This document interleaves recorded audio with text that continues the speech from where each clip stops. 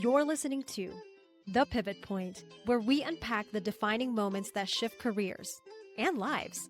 I'm your host, Laura Dionisio, founder of Lead Intact, and my mission is to spotlight the raw, real stories behind career pivots. The fears, the hopes, the messy middles, and the bold decisions that follow.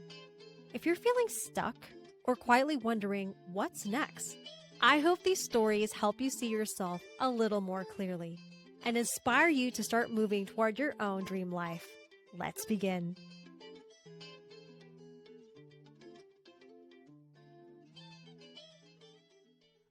Have you ever gotten exactly what you wanted? And then once you got it, you were like, now what? Maybe you hustled for that dream job. Maybe you actually straight up quit your job and you finally started your own business. And in the moment that the thing actually happened, you got that notification that you got that job. You put your 2-week notice in, or maybe it's like the last day at your job. It feels really good. It looks really good from the outside. And then the next day you're like, oh, it didn't end here. Listen, I get it. This episode is really talking about how it really is about the journey and not the destination. As cliche as that saying is, has that happened to you? You've gotten the thing. And then what usually happens? You try to strive for the next thing immediately, right? That's not a sustainable way to be. And so what I'm here to talk about is, how do you start enjoying the process to get there? Instead of just living for those living for those sexy moments when you've gotten what you wanted. How do you prepare for when you get the thing you want? Or maybe you're already there and you're like, Laura, well, this episode should have come out like 2 weeks ago. If you're thinking it's too late, it's not too late. So wherever you are in your journey, this episode is for you. Now, I will tell you, this is not going to be some magic pill moment where it's going to solve all your problems, because I really believe that real progress, real sustainable progress happens when you do things on the daily. So we're going to talk about 3 things you can do on the daily to prepare for when, not if, you get what you want. First thing, mentally prepare for the day. This isn't about like, I'm going to crush my email, I'm going to finish the whole slide deck. No, it starts with the intention for the day. There's a difference between goal and intention. A goal is the typical metric you have, right? A goal could be, I'm going to reach out to 5 new people today, if you're an entrepreneur. The goal could be, I am going to finish that report. That's a goal. Intention is different. Intention is, how do you want to feel throughout the day as you're pursuing your goals? Do you want to feel at peace? Do you want to feel in flow? Do you want to have fun? Do you want to feel focused? Do you want to feel collaborative? Keep the intention of the day simple. This is a practice that I started with 2 really dear friends of mine, and we would basically just text each other our word of the day. And what I have found, it's a practice that I still do today, is that it makes me look forward to the day. So for example, my word today was joy. How can I feel joy in my day? So even something simple like the lipstick that I chose today or the earrings that I chose, every decision I run through the filters of how can this bring me joy? The other thing to do to mentally prepare before you get into your day. So when I was in corporate, I actually came across this practice by accident. My mom had given me like this funny 5-day calendar, like Monday through Friday.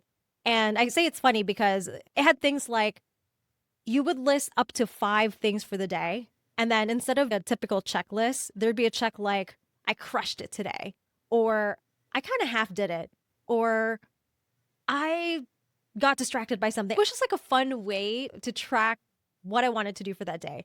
And so ever since I got that gift from my mom, I realized I liked the fact that it limited me to 5 things for the day. So this is how you can mentally prepare. Maybe you have an overflowing list of things to do. Pick 3 to 5 things for the day. That's it. What I used to do is the first 5 minutes of my day, I would just write down all the things I knew I had to get done.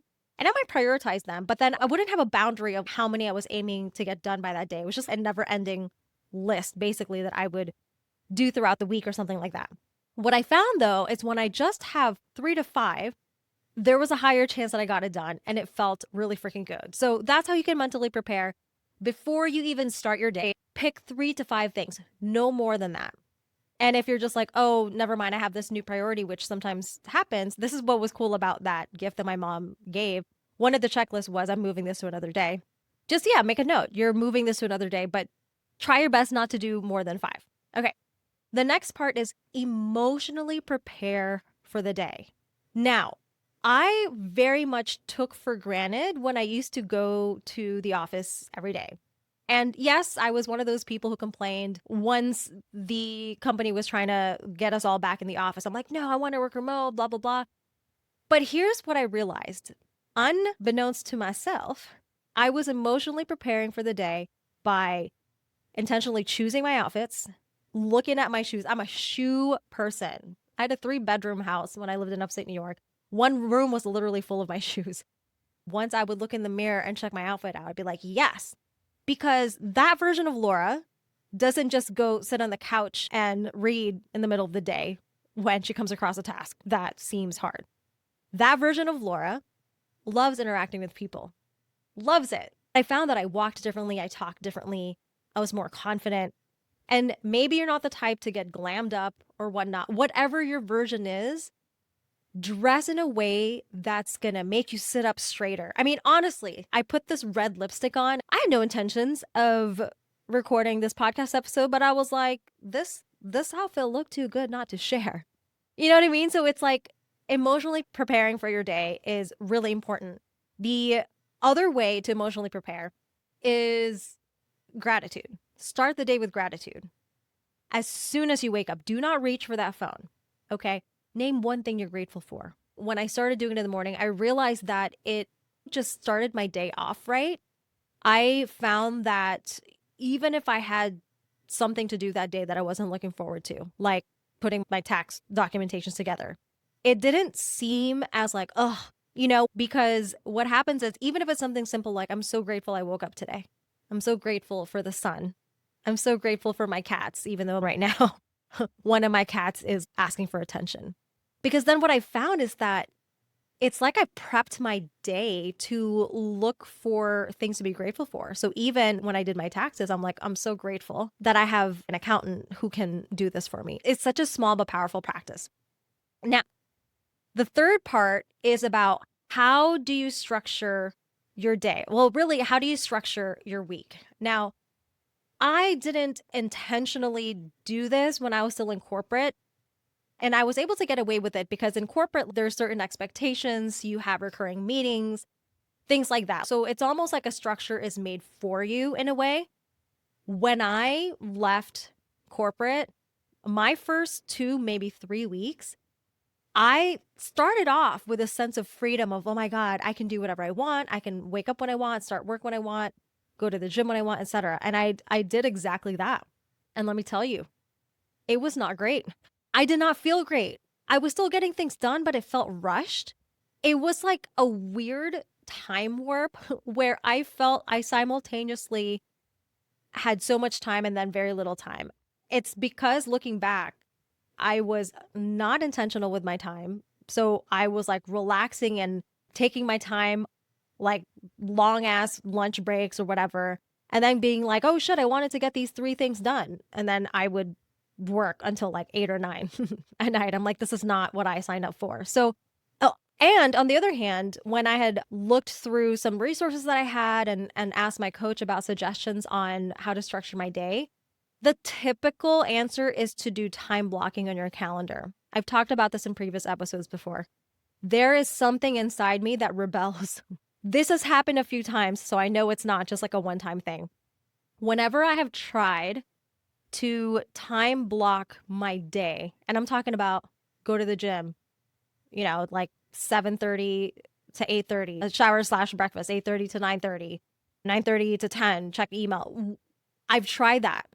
Every time I've done that, the things that I put in my calendar did not get done. For some reason, I just could not do it. So rather than fight myself, which I was doing, and rather than force myself to do it, which I was doing, and tell myself, why can't I get my shit together? I realized, you know what?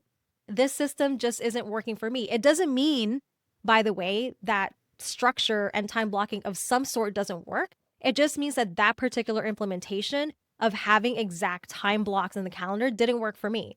So I took a step back, and this is what I'm going to share with you today on this podcast episode on what my process was so that I could come up with a structure that I could try out, by the way, to see if it worked for me. It turned out that what I came up with worked out for me. I'll be honest, even when I came up with this, because of my experience of time blocking, I was like, I don't know if it's going to work, but I need to try something.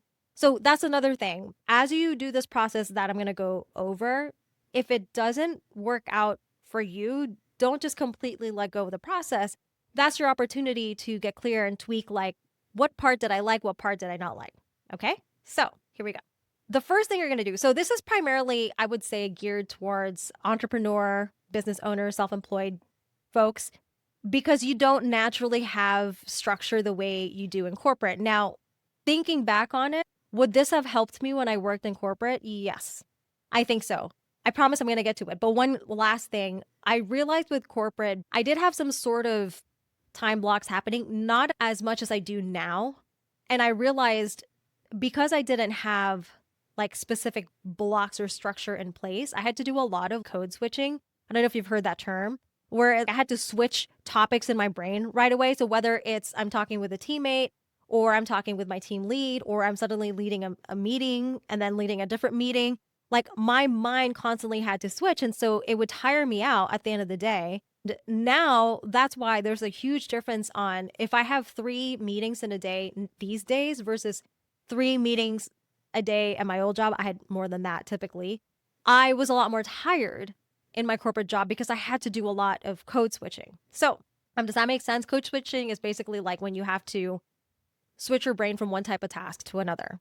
It doesn't seem like a lot, but when you have to do it constantly throughout the day, it's a lot. Anytime that you're in a place in your life where you don't have a natural structure, or even if you have a structure that doesn't work for you, this is going to help you out. All right. The first thing you want to think about is what do you have going on? So if you're an entrepreneur, it could be, this is what I wrote. Maybe you have private one-on-one clients. Maybe you have group coaching. Maybe you have a workshop once a month. If you're in corporate, what do you have going on? Maybe you have a weekly team meeting. The other thing that I wrote here for what do I have going on as an entrepreneur, because these are things that are important to me, I wrote there's podcast recording day, there's networking. And for me, learning is very important. So I put there's a learning day or learning block. Kind of had this in corporate, actually. That was usually my Fridays. But yeah, so this doesn't just have to be like the meetings or the kind of work you do. It's also like, what are some things that are going to help grow you as a person? So maybe you have professional development once a quarter or once a month or whatever it may be. And then the next thing you want to think about is what are your daily or at least regularly occurring non-negotiables? Okay, so for me, this is meditation in the morning and in the evening. This is, I wrote down gym time. I must have gym time allocated. I don't go to the gym every day, but I go like 4 times a week. This is non-negotiable. So I have to structure my schedule in a way that allows me to do that. So just name all the things that are daily or regularly occurring that are non-negotiable. And then start thinking about what are some occasional events that you see happening. So in corporate, or actually this is also as an entrepreneur too, maybe there's like a work trip. Maybe you have speaking engagements. Do you have live events that you're hosting? Do you like to travel for fun? So it's just something to think about for occasional events. And then write down what would you love to have in your week. So for me, what was really important, like a huge reason why I left corporate is I wanted to have an adventure day midweek. I wanted to be able to go to the Met on a Wednesday at 2 p.m. You know, like some random time. You want some time in your calendar that's dedicated to you actually doing the work. This is something I wish I had done more of. Work blocks on your calendar so people can't schedule over it. And maybe you find that you work best in the afternoon, maybe 2 to 3, that's your slot. Or maybe you're like, no, actually, I would like to get my stuff done between 9 to 11 because before my coffee, I don't want to talk to anyone. Whatever it is, just write down what you would like to have. So then, based on the things that you have written, right? So we have what you have going on, what your daily / regularly occurring non-negotiable things, the occasional events, what you are looking to have. From there, start thinking about parameterizing this. That's such a weird word. So as an example, I mentioned that one of the things I wrote is I have private clients and group coaching. So then I thought about, when do I actually work best with clients? And for me, it's in the afternoon, 3 to 5. So then I thought about, okay, parameters to work with, client block 3 to 5. I haven't yet figured out what day. I just know that's my prime time that I can talk best to people. And then once you have that down, right? Because now you have the parameters to work with, then you go day by day. What could my week look like? For me personally, I was inspired through my coach. I wanted to try out themed days. So that way there isn't that much code switching going on. So I decided for me that Monday is going to be like a planning / CEO day. Tuesday is going to be marketing / outreach. Wednesday is going to be, that's going to be my learning / adventure day. Thursday is going to be my ideation day. Friday is going to be reflection / flex day. And the parameter that I told you about how like, okay, clients are going to be 3 to 5, etc. I thought about it. I'm like, which days of the week do I want it to be every day? I'm like, let me try with like not every day. Let me try it like 3 out of the 5 days. And then for podcast recording, do I want that available every day? I'm like, no, I think I just want that Tuesday and Thursday. So now I'm allowing myself to come up with a theme that makes sense for me with the time blocks that works for me. Because let me tell you, before I did this, if you wanted to schedule a call with me, whether it's a discovery call or you're a client booking an appointment or you're a podcast guest or we're doing a coffee chat, my schedule was wide open. And so what ended up happening, probably for the first, I'll be honest, I didn't start doing this until month 3 or 4. What would happen is I would have a networking call at like 10 a.m. and then I would have a guest podcast recording at 3 p.m. and then I would have a discovery call at 5:30 p.m. And so I had these weird blocks of time. And if I wanted to do anything fun or I wanted to hang out at a coffee shop for a bit, it was hard for me to see. Like I was almost like, it was almost like I was putting my desires last. It was like, wherever I can fit it, that's what I'll do it. So I hope this was really helpful. It's been a lot of fun for me walking through that process with all of my clients and even with myself, because literally every schedule and structure that I've come up with or worked with clients to come up with have been different. And it's fun to see the feedback from my clients of how much they look forward to their day because of the structure. And for me, it's been fun because now I have a built-in purpose and intention each day with my theme days. So I hope this has been helpful. If you would like support on any of the things that I talked about, like how do you mentally prepare? How do you emotionally prepare? What kind of structure would feel supportive and not restrictive? I'm here for you. Book a free clarity call. You can go to my website at www.leadintact.com. I'm happy to walk you through how I can support you in what your next step is in your career, whether you're looking to pivot or you want to start your own business, or you're looking to scale your business. You are not meant to do this kind of thing alone. So book a call. Let's work together. And also remember, as always, proceed as if success is inevitable, because it is. I'll talk to you next time. All right, friend, that's it for today's drop. If this episode hits something deep, don't just sit with it. Act on it. Share this with a friend who needs to hear it, and then head to www.leadintact.com to grab your free heart-aligned career transition starter or book a free 20-minute call with me. I'm here when you're ready to stop feeling stuck and start moving toward what you really want. Catch you next time.